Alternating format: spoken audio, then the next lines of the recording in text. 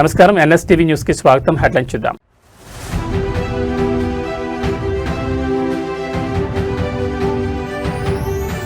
ఎట్టకేలకు దొరికిన బండి భగీరథ్ 14 రోజుల జ్యుడిషియల్ రిమాండ్ విధించిన మేడ్చల్ కోర్టు.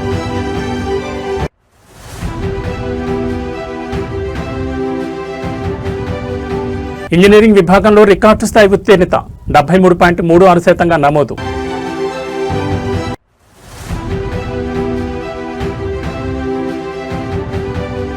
నీట్ పేపర్ లీకేజ్పై దేశవ్యాప్త ఆగ్రహం. మోదీ ప్రభుత్వంపై కాంగ్రెస్ నేత రాజేంద్ర పాల్ గౌతమ్ ఫైర్.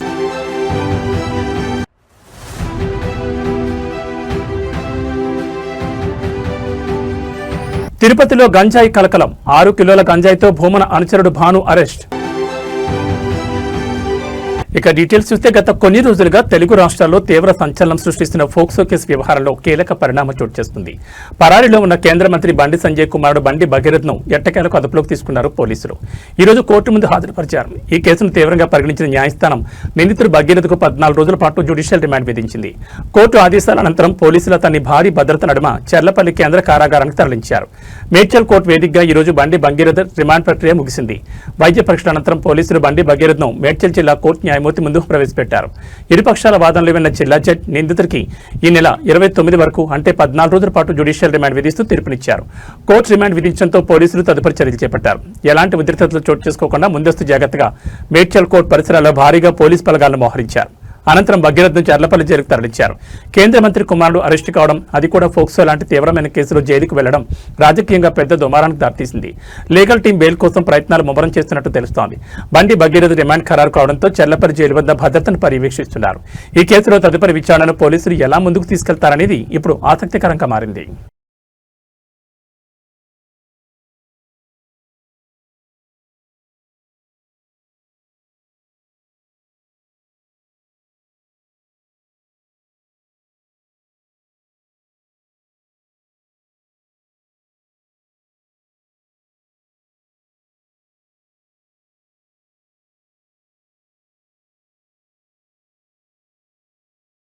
తెలంగాణలో ఇంటర్మీడియట్ పూర్తి చేసి ఉన్నత చదువుల కోసం ఎదురుచూస్తున్న విద్యార్థులకు కీలక అప్డేట్ వచ్చింది. రాష్ట్ర వ్యాప్తంగా ఎంతో ప్రతిష్టాత్మకంగా నిర్వహించిన తెలంగాణ ఈఎఫ్సెట్ 2026 ఫలితాలు అధికారికంగా విడుదలయ్యాయి. విద్యాశాఖ ఉన్నతాధికారులు ఇవాళ ఈ ఫలితాలను ప్రాథమిక గణాంకాలతో సహా విడుదల చేశారు. ఈ ఏడాది ఇంజనీరింగ్ విభాగంలో రికార్డు స్థాయిలో 73.36% ఉత్తీర్ణత నమోదైంది. ఈ ఏడాది ఈఎఫ్సెట్ పరీక్షలకు రాష్ట్ర వ్యాప్తంగా విద్యార్థులు భారీ సంఖ్యలో హాజరయ్యారు. ఫలితాల సరళిని గమనిస్తే విద్యార్థులు మంచి ప్రతిభ కనబరిచినట్టు తెలుస్తోంది. ఈ సంవత్సరం ఇంజనీరింగ్ స్ట్రీమ్ పరీక్షలకు దేశవ్యాప్తంగా మరియు తెలుగు రాష్ట్రాల నుంచి మొత్తం 1,97,241 మంది విద్యార్థులు హాజరయ్యారు. వీరిలో అత్యధిక శాతం మంది అర్హత సాధించగా మొత్తం ఉత్తీర్ణత శాతాన్ని 73.36%గా అధికారులు ప్రకటించారు. అటు అగ్రికల్చర్, మెడికల్ మరియు ఫార్మసీ స్ట్రీమ్ పరీక్షలకు మొత్తం 84,954 మంది విద్యార్థులు హాజరయ్యారు. వీరికి సంబంధించిన ర్యాంకుల వివరాలను కూడా వెబ్సైట్లో అందుబాటులో ఉంచారు. ఫలితాలు విడుదలైన వెంటనే విద్యార్థులు తమ హాల్ టికెట్ నెంబర్ సహాయంతో ఈ వెబ్సైట్ అధికారిక వెబ్సైట్ ద్వారా ర్యాంక్ కార్డులను డౌన్లోడ్ చేసుకునేలా విద్యాశాఖ ఏర్పాటు చేసింది. త్వరలోనే కౌన్సిలింగ్ షెడ్యూల్ను కూడా ప్రకటించబోతున్నట్టు అధికారులు వెల్లడించారు. ఈ వెబ్సైట్ 2026 ఫలితాల్లో ఉత్తమ ర్యాంకులు సాధించి ఉన్నత విద్యా సంస్థల్లో సీట్లు సాధించబోతున్న విద్యార్థులకు విద్యాశాఖ అధికారులు మరియు నిర్వాహకులు ప్రత్యేక అభినందనలు తెలిపారు.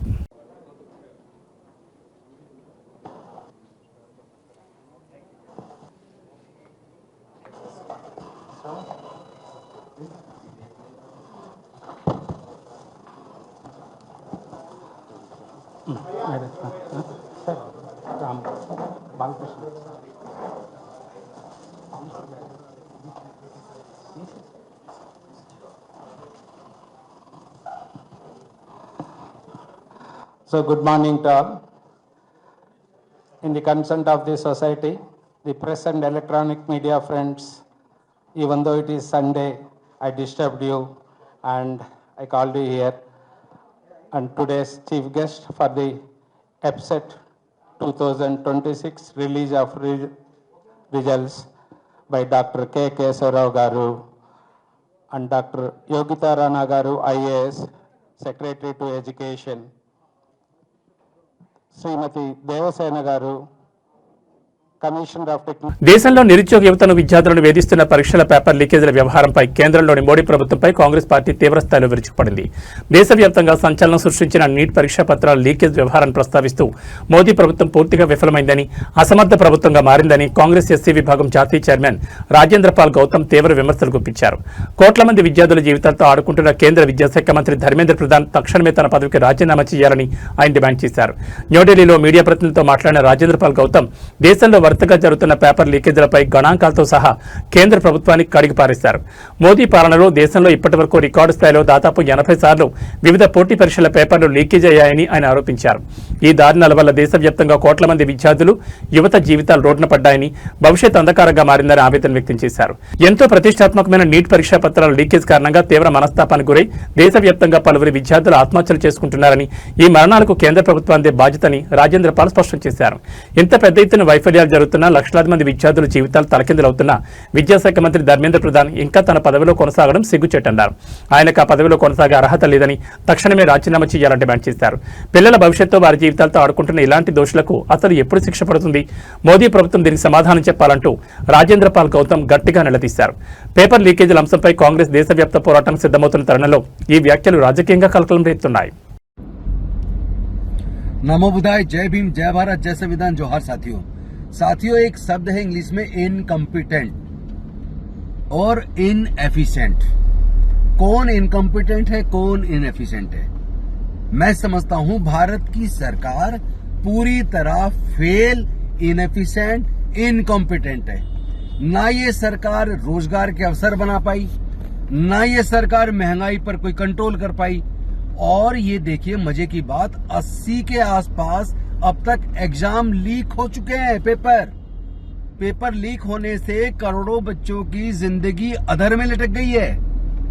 कितने ही सारे बच्चे नीट का पेपर आउट होने के बाद पेपर रद्द हुआ और इस दौरान कई बच्चों ने सुसाइड कर लिया। कितने सारे बच्चों के सपनों का कत्ल हुआ। लेकिन बच्चों के सपनों का, उनके भविष्य का कत्ल करने वाले उन अधिकारियों का क्या हुआ? एनटीए के जो अधिकारी हैं उनका क्या हुआ? और साथ में जो शिक्षा मंत्री जी हैं धर्मेंद्र प्रधान जी, वो बड़े खुशी अभी भी मंत्री पद पर हैं, जबकि 80 के करीब अब तक पेपर लीक हो चुके हैं। तो ऐसे कमजोर मंत्री इस भारत सरकार में हैं, जहां एक तरफ सबसे ज्यादा अब तक रेल की दुर्घटनाएं वो रेल मंत्री जी के कार्यकाल में हुई हैं, और उधर सबसे ज्यादा पेपर लीक ये शिक्षा मंत्री जी के उसमें हुए हैं। लेकिन वैष्णव जी भी वहीं मौजूद हैं और धर्मेंद्र प्रधान जी भी वहीं मौजूद हैं। तो ये इनकम्पिटेंट, इनएफिशिएंट लोगों की सरकार और मोदी जी के नेतृत्व में चल रही है। पूरी तरह इनकम्पिटेंट, इनएफिशिएंट, ना रोजगार दे पाएगी, ना महंगाई कंट्रोल करोगी, और डॉलर के सामने रुपया लगातार लेटता जा रहा है, डूबता जा रहा है, और साथ ही साथ भ्रष्टाचार बढ़ता जा रहा है। काला धन 3 गुना हो गया। तो मैं पूछना चाहता हूं, ये जो करोड़ों बच्चों के भविष्य के साथ जो खिलवाड़ करने वाले लोग हैं, करोड़ों बच्चों के सपनों की हत्या करने वाले लोग हैं, इनको सजा कब मिलेगी? ये राष्ट्रद्रोही नहीं है तो क्या है? इससे बड़ा राष्ट्रद्रोह क्या हो सकता है कि आपने बच्चों के सपनों का कत्ल कर दिया, बच्चों को सुसाइड के लिए मजबूर कर दिया। तो ऐसे जो आतंकवादी हैं, ऐसे लोगों को, जो देशद्रोही हैं, ऐसे लोगों को बेहद सख्त सजा की जरूरत है। इन्हें जेल में डालने की जरूरत है। इन्होंने बच्चों को आतंकित कर दिया है लगातार पेपर लीक करने के। ఆధ్యాత్మిక నగరమైన తిరుపతిలో రాజకీయాలు ఒక్కసారిగా వేడెక్కాయి. వైసీపీ నేత మాజీ ఎమ్మెల్యే భూమన కరుణాకర్ రెడ్డి ప్రధాన అనుచరుడు గంజాయితో పట్టుబడ్డం ఇప్పుడు నగరంలో తీవ్ర దుమారం రేపుతోంది. పుణ్యక్షేత్రాన్ని గంజాయి ముఠాల నుంచి కాపాడుకుందామంటూ తిరుపతి వ్యాప్తంగా రాత్రికి రాత్రే సంచలన ఫ్లెక్సీలు వెలిశాయి.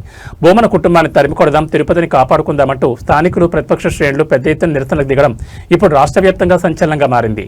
ఈ వివాదానికి ప్రధాన కారణం ఇటీవల తిరుపతిలో జరిగిన ఒక భారీ గంజాయి సీజర్. తిరుపతిలో పోలీసులు జరిపిన ఆకస్మిక తనిఖీల్లో ఏకంగా 6 కిలోల గంజాయితో వైసీపీ స్థానిక నేత భూమన కుటుంబానికి అత్యంత ప్రధాన అనుచరుడిగా చెప్తున్న భాను అనే వ్యక్తి పోలీసులకు రెడ్ హ్యాండ్గా పట్టుబడ్డారు. ఈ అరెస్టులో నగరంలో గంజాయి నెట్వర్క్ వెనుక రాజకీయ హస్తం ఉందంటూ తీవ్ర ఆరోపణలు వెల్లువెత్తాయి. గంజాయి కేసును అస్త్రంగా చేసుకుని తిరుపతి ప్రజల పేరిట నగరంలోని పలు ప్రధాన కూడళ్లలో రాత్రికి రాత్రి భారీ ఫ్లెక్సీలను ఏర్పాటు చేశారు. గొడ్డలి పార్టీ నుంచి తిరుపతిని రక్షించుకుందాం, గంజాయి బ్యాచ్లను తరిమికొడదామంటూ ఆ ఫ్లెక్సీల్లో రాసి ఉండడం తీవ్ర కలకలం సృష్టించింది. ఈ ఫ్లెక్సీల వ్యవహారంతో అటు టీడీపీ, జనసేన కూటమి ఇటు వైసీపీ శ్రేణుల మధ్య తీవ్ర ఉద్రిక్త వాతావరణం నెలకొంది. వైఎస్ఆర్ కాంగ్రెస్ పార్టీ నేరపూరిత రాజకీయాలకు పాల్పడుతోందని, పవిత్రమైన తిరుపతిని గంజాయి అడ్డగా మారుస్తున్నారంటూ సోషల్ మీడియాలో హ్యాష్ ట్యాగ్లతో ప్రచారం జోరందుకుంది. ఈ ఫ్లెక్సీల ఏర్పాటుపై సమాచారం అందుకున్న మున్సిపల్ అధికారులు, పోలీసులు వాటిని తొలగించే ప్రయత్నం చేస్తుండగా ఎక్కడా ఘర్షణలు చోటు చేసుకోకుండా తిరుపతిలో అదనపు భద్రతను ఏర్పాటు చేశారు. ఈ గంజాయి ముఠా వెనుక ఉన్న అసలు సూత్రధారులను బయటకు తీయాలని ప్రజలు డిమాండ్ చేస్తున్నారు.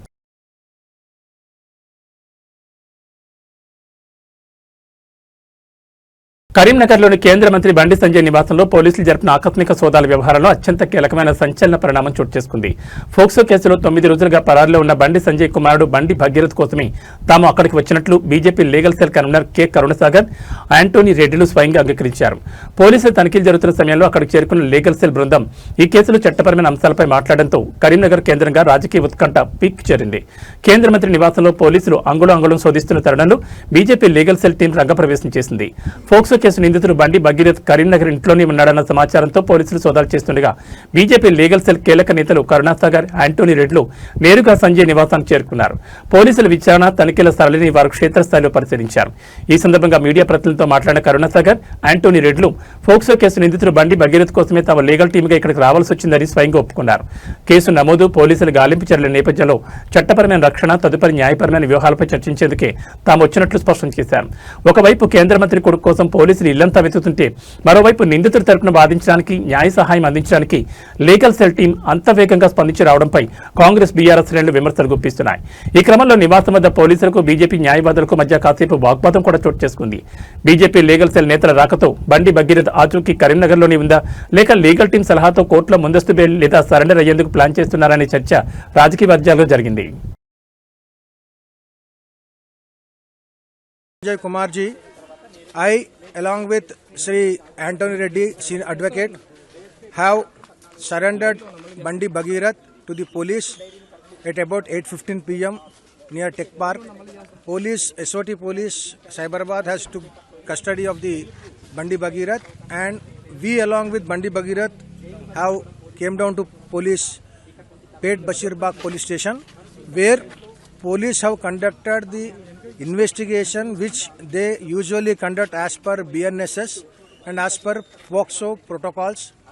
We have cooperated with the investigation. We have answered every query police have posed to us.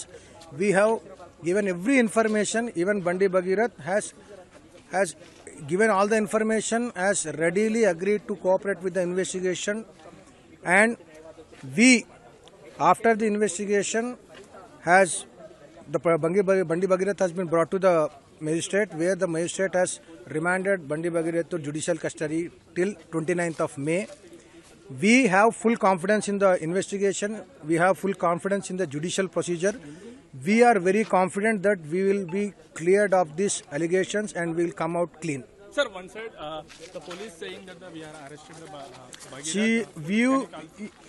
See, several news channels, also Telugu media, and also all the YouTube channels and Instagram, Facebook is full of the visuals where it is clear that we have surrendered ourselves voluntarily to the police. And I don't think we need to give any explanation regarding the same. So, it is enough proof that we have surrendered ourselves voluntarily. Thank you. Tamil Nadu రాజకీయాల్లో సరికొత్త శకం ప్రారంభమైన వేళ super star Rajinikanth చేసిన వ్యాఖ్యలు ఇప్పుడు దేశవ్యాప్తంగా సంచలనంగా మారాయి. తమిళనాడు అసెంబ్లీ ఎన్నికల్లో ప్రభంజనం సృష్టించి ముఖ్యమంత్రి పీఠాన్ని అధిరోహించిన దళపతి విజయంపై రజనీకాంత్ తొలిసారి బహిరంగంగా స్పందించారు. విజయ్ సీఎంగా ఎన్నిక కావడంపై తనకు ఎలాంటి అభ్యంతరం లేదని స్పష్టం చేస్తూనే తమిళనాడు ప్రజలు మార్పును కోరుకున్నారని సంచలన వ్యాఖ్యలు చేశారు. మీడియా ప్రతినిధులతో మాట్లాడిన రజనీకాంత్ ప్రస్తుత రాజకీయ పరిణామాలు మరియు తన వ్యక్తిగత నిర్ణయాలపై స్పష్టతనిచ్చారు. నటుడు విజయ్ తమిళనాడు ముఖ్యమంత్రి కాకుండా నేను ఏమాత్రం చూడలేదు. ప్రజల తీర్పును గౌరవించాలి. తమిళనాడు ప్రజలు ఈసారి రాజకీయాల్లో ఒక బలమైన మార్పును కోరుకున్నారు. అందుకే విజయ్ను భారీ మెజార్టీతో గెలిపించి సీఎం కుర్చీలో కూర్చోబెట్టారని రజనీకాంత్ వ్యాఖ్యానించారు. తన రాజకీయ రంగ ప్రవేశంపై వస్తున్న ఊహాగానాలకు రజనీకాంత్ మరోసారి శాశ్వతంగా తెరదించారు. తానే స్వయంగా ప్రకటిస్తూ నేను ఇకపై ఎప్పటికీ రాజకీయాల్లోకి రాను, ఆ అధ్యాయం ఎప్పుడూ ముగిసిపోయిందని క్లారిటీ ఇచ్చారు. మాజీ సీఎం డీఎంకే అధినేత ఎంకే స్టాలిన్తో తన భేటీపై వస్తున్న రాజకీయ పుకార్లను రజనీకాంత్ కొట్టిపారేశారు. స్టాలిన్ తనకు ఎప్పటి నుంచో చాలా మంచి మిత్రుడని, అందుకే ఆయన మర్యాదపూర్వకంగా మాత్రమే కలిశారని, దీనికి ఎలాంటి రాజకీయ ప్రాధాన్యత లేదని స్పష్టం చేశారు. తమిళనాడులో విజయ్ నేతృత్వంలోని కొత్త ప్రభుత్వం కొలువుదీరిన తరుణంలో సూపర్ స్టార్ రజనీకాంత్ ఇచ్చిన ఈ స్టేట్మెంట్ అటు సినీ వర్గాల్లో ఇటు రాజకీయ వర్గాల్లో హాట్ టాపిక్ గా మారింది. அது இன்னும் இவ்வளோ சின்ன வயசில் 52 வயசில் எம்ஜிஆர் என்டிஆர் சாதனை பண்ணுறதை விட அதை விட ஜாஸ்தி கம்ப்ளீட்டாக சென்டர் பிஜேபி எவ்வளோ பெரிய பவர்ஃபுல் சென்டர் இங்கே 2 பெரிய கட்சிகளை எதிர்த்து தனி ஆளை வந்து ஜெயிச்சிருக்காங்க. அது நம்ம சினிமா இண்டஸ்ட்ரியில் இருந்து எனக்கு அது பொறாமை இல்லை, ஒரு ஆச்சரியம் கலந்த ஒரு சந்தோஷம். அடே யார் அப்ரிஷியேஷன் சூப்பர். ஸோ அந்த பொறாமையும் இல்லை. விஜய் அவர்களுக்கு வந்து நிறைய எதிர்பார்ப்புகள் இருக்குது ஜனங்க மத்தியில். டெஃபினட்டாக அந்த எதிர்பார்ப்பெல்லாம் அவரை சந்தித்து மக்கள் நல்லது செய்யணும், செய்வாங்கங்கிற நம்பிக்கை எனக்கு இருக்குது. அவருக்கு அதிக வாழ்த்துக்கள். சின்ன வயசுலேருந்து அவர் பார்த்துட்ருக்காரு. அவர் சிஎம் ஆனதில் எனக்கு என்ன பொறாமை வந்து அந்த குளத்தூரில் வந்து தோற்றது எனக்கு கொஞ்சம் சங்கடமாக இருந்தது. அதுக்காக ஒரு நண்பனுங்கிற முறையில் நட்பு முறையில் அவரை போய் நான் பார்த்தேன். அதுக்கு வந்து நான் வந்து இங்கே விஜய் வந்து சிஎம் ஆகக்கூடாது, போருக்கு வரக்கூடாது, அதை தடுக்கிறதுக்கு வந்து ரஜினி அங்கே போயிருக்காங்க. வேறு ஏதோ 2 பெரிய பார்ட்டியை வந்து சேர்க்கணும்னு சொல்லி பேசுகிறாங்க அப்படின்னு சொல்லி விமர்சனங்கள் வெளியே வருது. அந்த சூழ்நிலையில் தான் அதெல்லாம் பேச முடியுமா? அப்படி பேசுகிற ஒரு தரங்கெட்ட ஆள் ரஜினிகாந்த் இல்லை. அது வந்து தெளிவுபடுத்துகிறேன். 2வது வந்து நான் அவர் வந்து வாழ்த்து சொல்லலை, ஏர்போர்ட் போகும்போது வாழ்த்து சொல்லலை. அவர் ஜெயிச்ச உடனே எக்ஸ் தளத்தில் வந்து என்னுடைய வாழ்த்துக்களை நான் வந்து அவருக்கு வந்து பதிவிட்டேன். நான் 2016 அரசியலுக்கு வர்றேன்னு சொன்ன பிறகு நான் ஏர்போர்ட்டுக்கு போகும்போது யூஸ்வலாக அங்கே இருக்கிறவங்க அந்த போர்டிங் கார்டு வாங்கிறதுக்கு இருப்பாங்க. அவங்களுக்கு கேட்குறது தான் வழக்கம், மீடியா யாராவது இருப்பாங்களா அப்படின்னு. அதே இதில் வந்து மீடியா யாராவது இருப்பாங்களான்னு கேட்டேன். பெங்களூர் போகும்போது மீடியா யாரும் இல்லைன்னு சொன்னாங்க. சரின்னு சொல்லி நான் போயிட்டு இருக்கும்போது திடீர்னு ஒருத்தர் ஒரு மீடியா ஆள் மாதிரி தெரியல எனக்கு. ஒரு சின்ன ஃபோன் వச்சுக்கிட்டு విజయ్ గంజాయి మత్తు యువతను ఏ స్థాయికి దిగజారుస్తుందో చెప్పడానికి ప్రకాశం జిల్లా ఎర్రగొండపాలెంలో జరిగిన ఘటనే నిదర్శనం. మధ్య మత్తులో ఉన్న ఓ యువకుడు తనకు గంజాయి కావాలంటూ ఏకంగా పోలీస్ స్టేషన్ పక్కనే ఉన్న 150 అడుగులు ఎత్తున్న బీఎస్ఎన్ఎల్ టవర్ ఎక్కి నానా హంగామా చేశాడు. పైనుంచి దూకేస్తానంటూ కింద ఉన్న ప్రజలను పోలీసులను గంటల తరబడి భయభ్రాంతులు గురిచేశాడు. చివరికి స్థానిక ఎస్ఐ దేవకుమార్ అత్యంత చాకచక్యంగా మాట్లాడి అతన్ని సురక్షితంగా కిందకు దించారు. ఎర్రగొండపాలెం పోలీస్ స్టేషన్ పరిసర ప్రాంతాల్లో ఆదివారం ఒక్కసారిగా తీవ్ర ఉద్రిక్తత గందరగోళం నెలకొంది. ఎర్రగొండపాలెంకి చెందిన ఉడతల హనుమంత్ అనే యువకుడు మద్యం మత్తులో ఊగుతూ తనకు గంజాయి కావాలంటూ పోలీస్ స్టేషన్ పక్కనే ఉన్న 150 అడుగుల ఎత్తైన సెల్ టవర్ ఎక్కాడు. టవర్ పైనుంచి కేకలు వేస్తూ తన గంజాయి ఇవ్వకపోతే కిందకు దూకి ఆత్మహత్య చేసుకుంటానని బెదిరింపులకు దిగాడు. సమాచారం అందుకున్న వెంటనే ఎర్రగొండపాలెం ఎస్ఐ దేవకుమార్ తన సిబ్బందితో కలిసి అక్కడికి చేరుకున్నారు. యువకుడు తీవ్రమైన ఆవేశంలో ఉండడంతో ఎస్ఐ ఎంతో సంయమనంతో చాకచక్యంగా వ్యవహరించారు. మైక్ ద్వారా అతనితో మాట్లాడుతూ నువ్వు కిందకి రా బాబు, నీకేం కావాలో మేము చూస్తామంటూ నచ్చజెప్పే ప్రయత్నం చేశారు. ఎస్ఐ ఇచ్చిన భరోసాతో ఎట్టకేలక యువకుడు టవర్ దిగి కిందకొచ్చాడు. తీరా కిందకొచ్చాక పోలీసులను చూసి నాకు ఒక గంజా ప్యాకెట్ ఇప్పించండి సార్ ప్లీజ్ అంటూ కాళ్ల బేరానికి రావడం చూసి అక్కడి వారంతా ముక్కులు వేలేసుకున్నారు. అనంతరం పోలీసులు సదరు యువకుని అదుపులోకి తీసుకుని తక్షణమే ఎర్రగొండపాలెం ప్రభుత్వ ఆసుపత్రికి తరలించి వైద్య పరీక్షలు నిర్వహించారు. సకాలంలో స్పందించి ప్రాణ నష్టం జరగకుండా యువకుడిని కిందకు దించిన ఎస్ఐ దేవకుమార్ని పోలీసు సిబ్బందిని స్థానికులు అభినందించారు. అయితే పట్టణాల్లో గంజాయి విక్రయాలపై పోలీసులు మరిన్ని కఠిన చర్యలు తీసుకోవాలని ప్రజలు కోరుతున్నారు.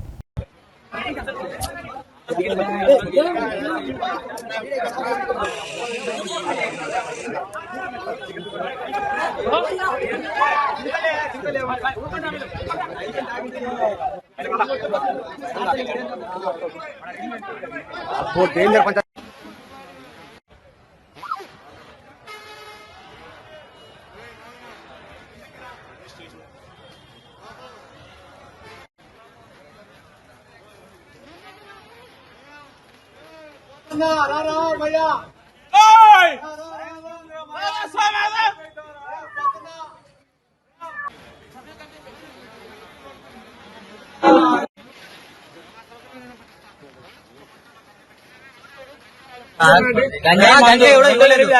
యువకు పోయేసరికి వాళ్ళని రివర్స్ చేయండి అనమాట.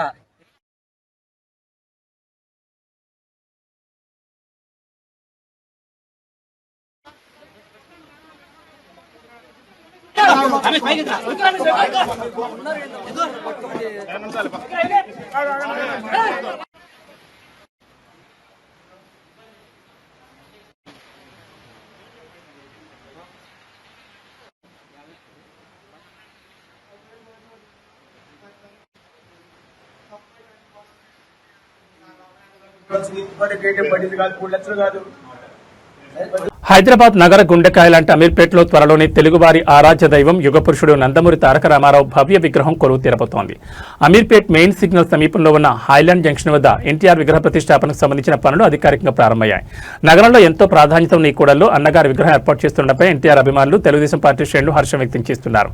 మహానటుడు మాజీ ముఖ్యమంత్రి ఎన్టీఆర్ శత జయంతి స్మారకార్థం మరియు తెలుగు సాంస్కృతిక ప్రతీకగా ఈ విగ్రహాన్ని ఏర్పాటు చేస్తున్నారు. అమీర్పేట్ సిగ్నల్ వద్ద ఉన్న హైలాండ్ ప్రాంతంలో విగ్రహం ఏర్పాటుకు అవసరమైన పునాది నిర్మాణ పనులను జీహెచ్ఎంసీ అధికారులు స్థానిక ప్రజాప్రతినిధులు దగ్గరుండి ప్రారంభించారు. ట్రాఫిక్ ఎలాంటి అంతరాయం కలగకుండా ఈ నిర్మాణ పనులను పూర్తి చేయాలని అధికారులు ప్రణాళిక సిద్ధం చేశారు. నిత్యం లక్షలాది మంది రాకపోకలు సాగించే అమీర్పేట్ కూడల్లో ఎన్టీఆర్ విగ్రహాన్ని ప్రతిష్ఠించడం ద్వారా ఆ ప్రాంతానికి మరింత చారిత్రక ప్రాధాన్యత లభిస్తుందని నిర్వాహకులు చెబుతున్నారు. అత్యంత ఆకర్షణీయమైన రీతిలో కాంస్యంతో రూపొందించిన అన్నగారి విగ్రహాన్ని ఇక్కడ ఏర్పాటు చేయబోతున్నట్టు తెలుస్తోంది. విగ్రహ స్థాపన పనులు ప్రారంభం కావడంతో ఎన్టీఆర్ అభిమానులు సంతోషం వ్యక్తం చేస్తున్నారు. త్వరలోనే జరగబోయే ఈ విగ్రహ ఆవిష్కరణ కార్యక్రమాన్ని అత్యంత ఘనంగా నిర్వహించేందుకు ఏర్పాట్లు చేస్తున్నారు. నగర సౌందర్యీకరణలో భాగంగా అమీర్పేట్ హైలాండ్ జంక్షన్ ను సుందరంగా తీర్చిదిద్ది ఎన్టీఆర్ విగ్రహాన్ని ప్రతిష్ఠించేందుకు పనులు శరవేగంగా సాగుతున్నాయి.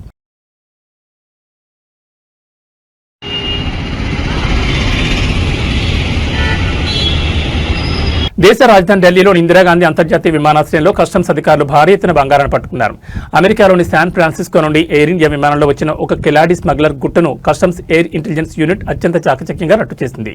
నిందితుడు విమానాశ్రయంలో తనిఖీలను తప్పించుకునేందుకు వేసుకున్న ప్యాంట్లోని ప్రత్యేకంగా రహస్య జేబులను ఏర్పాటు చేసుకుని కిలోల కొద్దీ బంగారాన్ని తరలిస్తూ అడ్డంగా దొరికిపోయాడు. విమానాశ్రయ కస్టమ్స్ అధికారులు అందించిన సమాచారం ప్రకారం శాన్ ఫ్రాన్సిస్కో నుండి ఢిల్లీ చేరుకున్న ఎయిర్ ఇండియా విమాన ప్రయాణికులపై అధికారులు నిఘా పెట్టారు. పట్టుబడిన నిందితుడు భారత సంతతి చెందిన అమెరికన్ జాతీయుడిగా అధికారులు గుర్తించారు. ఎయిర్పోర్ట్ లాంజ్లో ఇతడి కదలికలపై అనుమానం వచ్చిన కస్టమ్స్ ఎయిర్ ఇంటెలిజెన్స్ విభాగం అతన్ని పక్కకు పిలిచి లగేజీని తనిఖీ చేసింది. లగేజీలో ఎలాంటి ఆధారాలు దొరకపోవడంతో అధికారులు అతనికి వ్యక్తిగత తనిఖీలు నిర్వహించారు. ఈ క్రమంలో నిందితుడు ధరించిన ప్యాంట్ లోపలి భాగంలో ప్రత్యేకంగా డిజైన్ చేసిన రహస్య జేబులను చూసి అధికారులు షాకు గురయ్యారు. ఆ రహస్య జేబుల నుండి ఏకంగా 115 బంగారు కడ్డీలను అధికారులు స్వాధీనం చేసుకున్నారు. వీటి మొత్తం బరువు 3,565 గ్రాములుగా ఉన్నట్లు అధికారులు వెల్లడించారు. మార్కెట్లో దీని విలువ కోట్లాది రూపాయల్లో ఉంటుందని అంచనా వేస్తున్నారు. బంగారాన్ని స్వాధీనం చేసుకున్న కస్టమ్స్ అధికారులు సదరు అమెరికా జాతీయుని కస్టమ్స్ చట్టం కింద అరెస్ట్ చేసి విచారిస్తున్నారు. అంతర్జాతీయ స్మగ్లింగ్ ముఠాలతో ఇతగాడికి ఏమైనా లింకులు ఉన్నాయా, అసలు ఈ బంగారం ఢిల్లీలో ఎవరికి అప్పగించడానికి తెచ్చాడు అనే కోణంలో దర్యాప్తును ముమ్మరం చేశారు.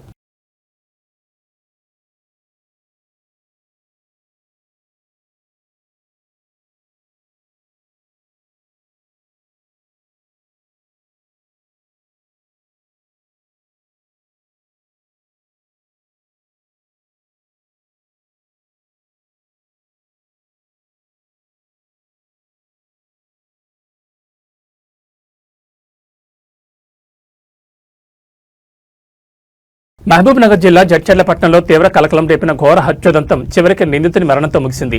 ప్రేమ పేరుతో ఉన్మాదిగా మారిన ఓ యువకుడు పెళ్లి నిశ్చయమందన్న కక్షతో యువతిపై కత్తితో విచక్షణారహితంగా దాడి చేసి గొంతు కోసి దారుణంగా హత్య చేశాడు.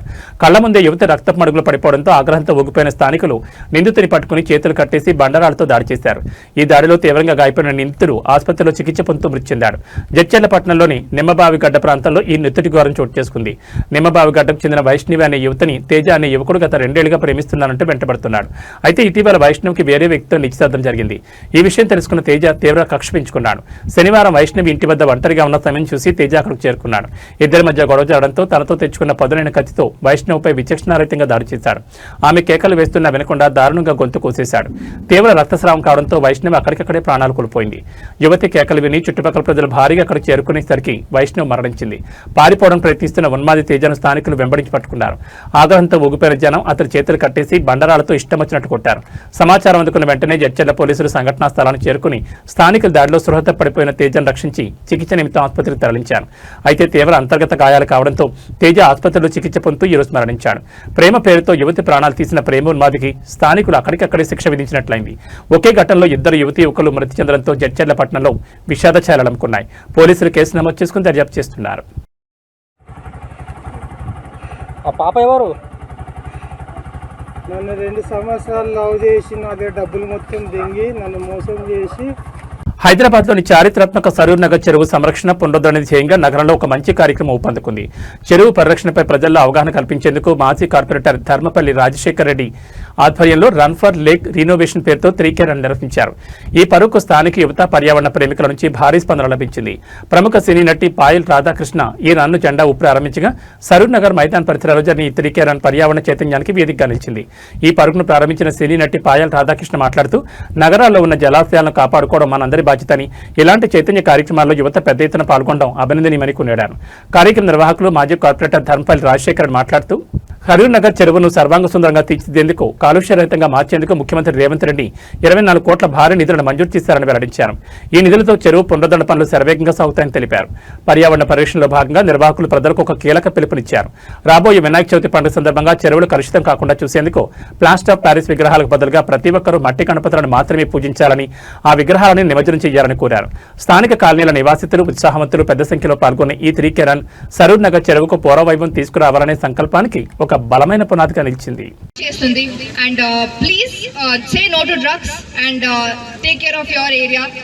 మన ఏరియాని, మన చుట్టుపక్కల ఉన్న ఏరియాని మనం చూసుకుంటే, అలాగే అందరూ చేస్తే ఆబ్వియస్లీ హైదరాబాద్, మన స్టేట్, మన కంట్రీ అన్ని బాగుంటుంది.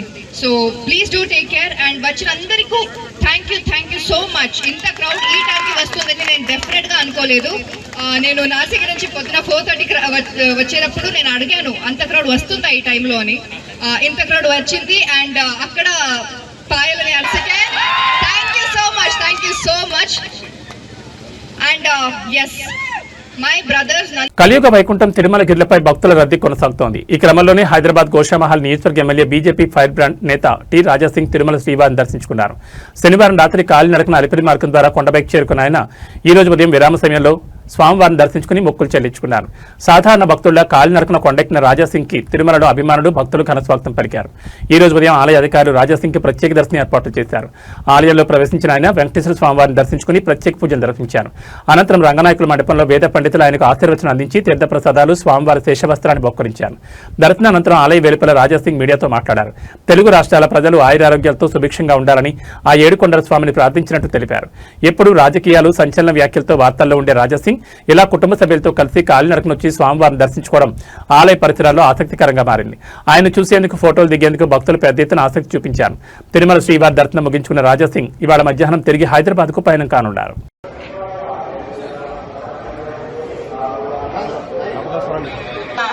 ಜಾಲತಾಣಗಳಲ್ಲಿ ಪೋಸ್ಟ್ ಮಾಡುವುದು ನಿಷೇಧಿಸಲಾಗಿದೆ.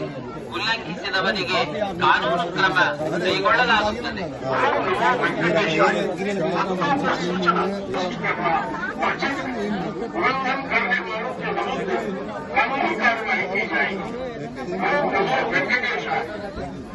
వెంకటేశాయ భక్తుల విజ్ఞప్తి. తిరుమల క్షేత్రం నందు రాజకీయ ప్రసంగాలు చేయడం మరియు திருமலையில் அரசியல் சார்ந்த முறைகள் நிகழ்த்துவது எதிர்ப்புக்குரிய காட்சிகளை உருவாக்கி గుంటూరు జిల్లాలో రాజకీయంగా తీవ్ర కలకలం రేపిన ఘటన వెలుగుచూసింది. జిల్లాలోని మట్లూరు గ్రామంలో జనసేన పార్టీ కార్యకర్తలపై తెలుగుదేశం పార్టీకి చెందిన కొందరు వ్యక్తులు దాడులకు దిగినట్లు ఆరోపణలు వస్తున్నాయి. కూటమి ప్రభుత్వంలో అంతర్భాగంగా ఉన్నప్పటికీ స్థానికంగా చోటు చేసుకున్న కొన్ని విభేదాల కారణంగా ఈ దాడులు జరపడం ఇప్పుడు జిల్లా వ్యాప్తంగా తీవ్ర చర్చనీయాంశంగా మారింది. మట్లూరు గ్రామంలో పాత కక్షలు లేదా స్థానిక ప్రాబల్యం కోసమే ఈ గొడవ జరిగినట్లు ప్రాథమిక సమాచారం అందుతోంది.